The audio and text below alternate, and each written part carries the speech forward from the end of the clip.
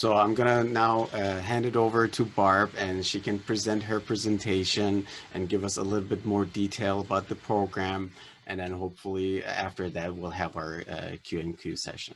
Okay, go ahead, Barb. Thank you. Okay. Thank Thank you very you. much. Hopefully we're seeing the screen, the welcome screen. Great. Yes, yes, Okay. we'll see. Well, thank you for that kind introduction, and I feel like we're lucky to have found PMI GLC because we have had just such a great working relationship from the start. And this chapter is so proactive in just hitting the ground running with the new ATP program, understanding what it's all about, and preparing members for success on the exam. And it's great to be a member of a chapter because you're surrounded by, as Harry mentioned, the language of project management. You're right there in tune with the changes because you're hearing them on a monthly basis. Every time you attend a meeting, you get updates, and it's really worthwhile to know what's going on because this landscape has been changing a lot. And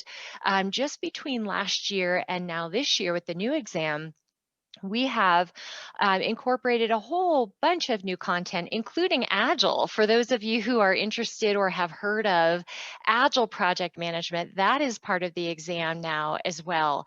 So I'm going to share with you some lessons learned and by lessons learned, good lessons learned, what is on this exam, what is it all about? Some of the question styles have changed. So we want to give you all of the insight that we've gained in the last few months through the success of our participants so that you know everything that we know up to date. So let's start with the new PMP exam content outline. So this exam content outline describes everything that the learner will need to know, all of the tasks. And this is just a sample of a page, but the exam content outline is actually, it's several pages long. And in the exam content outline, which I'll chat in our Basecamp, which you are welcome to explore. I've just chatted the link to that Basecamp. Step 1 of the Basecamp is available to everybody. So you can get in there and explore and look around, and you can download the exam content outline, which is like a kind of like a syllabus. And you can use this as you go through training with Peak to say, okay, which of these tasks are really comfortable for me? Which ones do I need to spend a little bit more time learning? And it's just a great part of the exam preparation process. A little bit more that we've learned has to do with the question types on the exam. This exam used to just provide you one question, 4 possible answers, and only one of them was right. It was just a standard multiple choice. But with the new exam, now we have different question types, including clicking on a hot spot in a chart, maybe to identify which phase of the project we're in. So you would click on that and select it. We have fill in the blank, which it's not free form fill in the blank, but it's just which word would fit best in this spot, which vocabulary term, and you would choose that. We have drag and drop, or ordering things in a certain order, like the stages of team development, which is something you would learn during class. And then multiple right answers, meaning that they might say pick the 2 best answers or pick 3. And so that's definitely something that we didn't see before. In this slide deck, by the way, we're providing a lot of links. So we're happy to share the PDF with you, and it includes just all of these helpful links that you can use for research after today. And I'm also keeping an eye on the chat, so please feel free to jump into the chat if there's something you want to know right here on this slide. I'll be taking a look at the chat and happy to answer any questions. A little bit more about the question styles. So scenario-based, very scenario-based. You need to not only know the curriculum, but how do I apply this in real life? Am I able to demonstrate that I can make good decisions as a project manager? So that's part of it as well. It is industry neutral. So maybe you heard the word agile and thought, oh, wow, here we go, software development. And that's not true. It could be healthcare, or you could be on a sales team. You can be in education. Your industry does not matter for the PMP. That's one of the top questions that we get. Is my work experience really relevant? And will PMI let me take this exam? And so many of us are project managers, even if our title at work doesn't say that. So, as part of the support you get from all of us at Peak, we're happy to review your resume and have a talk with you about your experience. And I bet we'll find some project work in there. We usually do. So, a lot of the questions are also related to the next steps, or what should I do first, or what is the next thing we should do. So that comes up quite a lot. And you do have to wear your PMP hat. So a lot of questions, some people might think, I've been a project manager for 10 years or 15 years. I'll just go sit for the exam. That's difficult because there is a PMI way of project management that you really do need to be familiar with in order to be successful on this exam. And so having the prior experience is very helpful, but the vocabulary that you use at work might be different than what the PMI standards are and the global standards. So that's part of it too. We do have formulas and also something called critical path method, a little bit of earned value management. Those are things that can be very tricky if you're trying to self-study, but we take all the mystery out of it, make sure you're really comfortable with all of these concepts that you need to know. Then we have Agile, which truly does now make up 50% of the exam. So this is a big change from what we saw in the past. The PMP used to just track traditional plan-driven, or what we would call waterfall projects, and that's not the case anymore. Most of us do have some element of Agile, or we work with a client who does, or there's a hybrid between Agile and traditional. So PMI wants to make sure that you know about Agile as part of this. So we compare the life cycles for you, and some of the items here, I won't read the bullet points to you from this slide, but some of these are key concepts that will come through in your training. So what is this exam all about when you go in and it's exam day, and what can you expect? Pearson VUE is the training center, or I'm sorry, not the training center, the exam center that PMI associates with. So this is the third party that does all of the exam proctoring, whether that's in person or from home. So if you go into a testing center, as of right now, they follow all of the guidelines from the CDC, which I know is changing constantly. So with the in-person testing center, the best thing to do is to just contact the center ahead of time and find out what their protocol is. But taking the exam from home is something new that PMI just introduced in the last year. And we have heard really good things about testing from home, because this is probably where you've been studying. It's where you're comfortable. It's your environment that you control the temperature and you control the lighting. And when you go into an exam center, you don't really have a lot of control over those things. So the online testing from home has been very popular and really successful as well. So this, of course, all of this kind of content, we take a much deeper dive with our students and walk you through a whole exam day preparation session. But I'm just giving you the overview right now. And so this is a little bit about the flow of the exam. There are 180 questions. You have 230 minutes to complete them. You get 2 10-minute breaks, and the flow is that you get 60 questions at a time.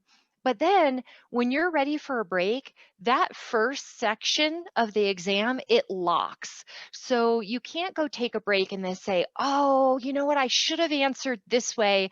Let me go back and make a change. And so to protect the integrity of the exam, PMI does lock those sections at each time you take a break. Those breaks are optional.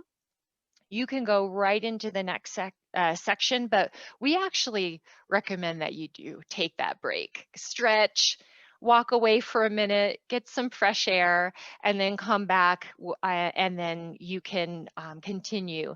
You do have to have pretty good time management as you take the exam because PMI doesn't split the time. They will let you take all of your time on those first 60 questions. So you have to kind of manage your time, keep an eye on the clock, and make sure that you're keeping track of that. There's also an electronic whiteboard. And you might think, oh, okay, no big deal.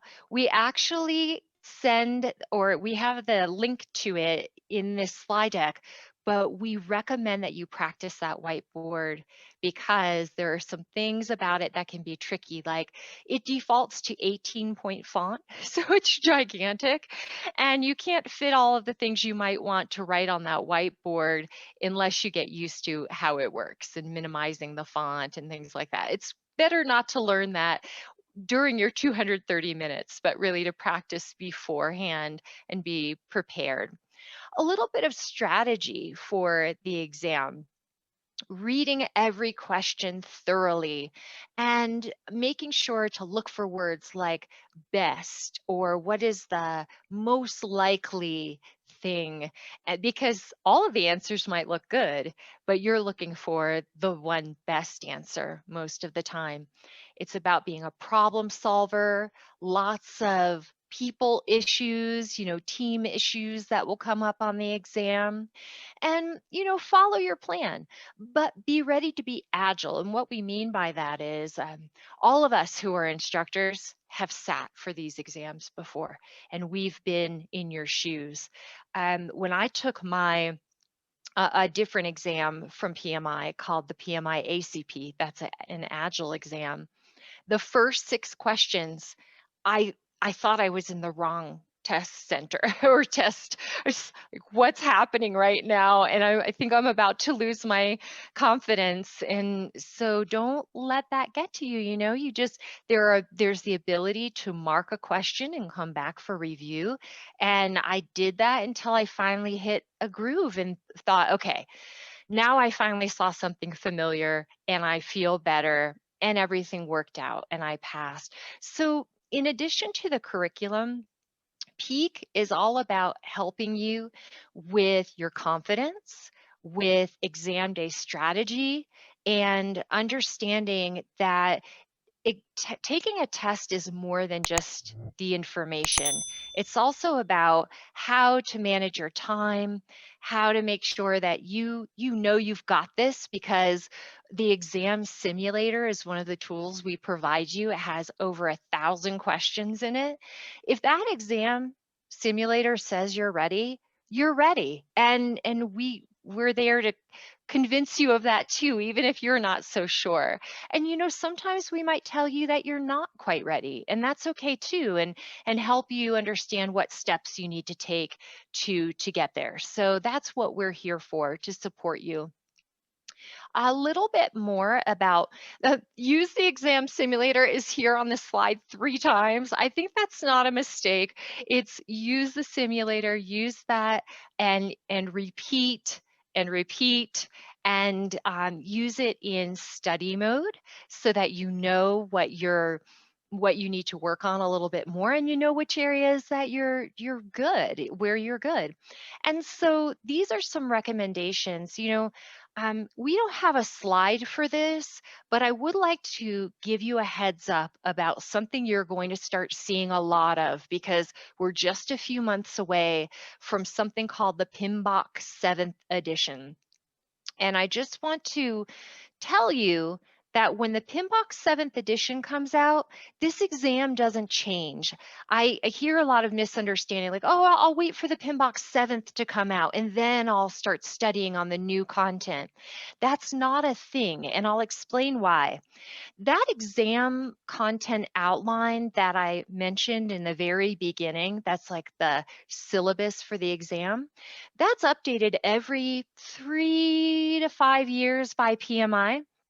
They perform something called a role delineation survey or study, where they ask project managers in the field, what is your job really like? And that's why they decided to incorporate Agile, because they learned, oh, wow, you're all doing Agile. We didn't realize that. Okay, we better incorporate it into the exam.